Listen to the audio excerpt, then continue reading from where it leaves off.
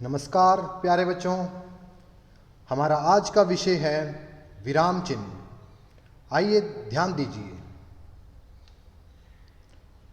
विराम शब्द का अर्थ है रुकना, विश्राम करना या ठहरना।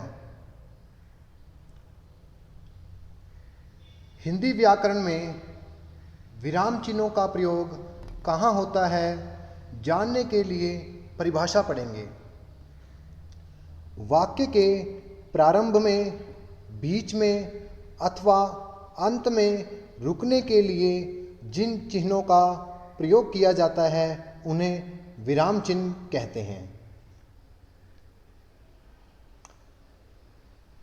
तो अब हम विराम चिन्हों के कुछ प्रकारों की बात करेंगे। तो बेटा जी, एक तरफ विराम चिन्हों के नाम दिए गए हैं और दूसरी तरफ चिन्ह दिए गए हैं। ध्यान दीजिए। पूर्ण विराम, इस चिन्ह का प्रयोग वाक्य पूरा होने के बाद किया जाता है। और दूसरा है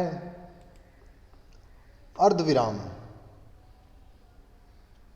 जब एक वाक्य या वाक्यांश के साथ दूसरे वाक्य को जोड़ना हो तो अर्धविराम का प्रयोग किया जाता है।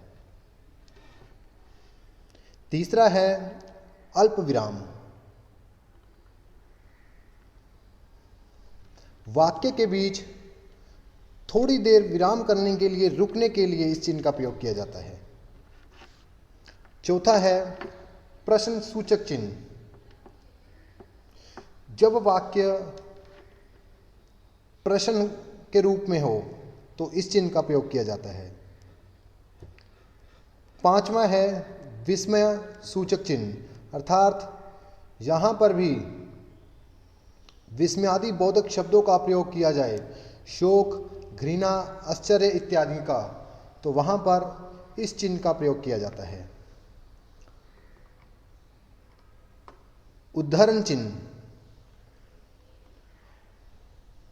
किसी का नाम या किसी की पुस्तक के बारे में जब हमें लिखना है तो हम उद्धरण चिन्ह का प्रयोग करते हैं। योजक चिन्ह, दो शब्दों के बीच परस्पर संबंध दर्शाने के लिए हम योजक चिन्हों का प्रयोग करते हैं। विवरण चिन्ह, किसी की परिभाषा या उसे विस्तार से बताने के लिए हम विवरण चिन्ह का प्रयोग करते हैं। कोष्टक चिन्ह,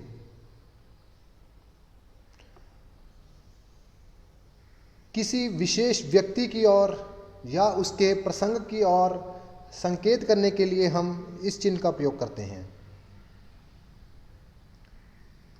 हंस पद या त्रुटि पूरक चिन्ह, लिखते समय यदि कुछ अंश छूट जाए तो हम इस चिन्ह को लगाकर लिख सकते हैं। इसे हंस पद या त्रुटि पूरक चिन्ह कहते हैं।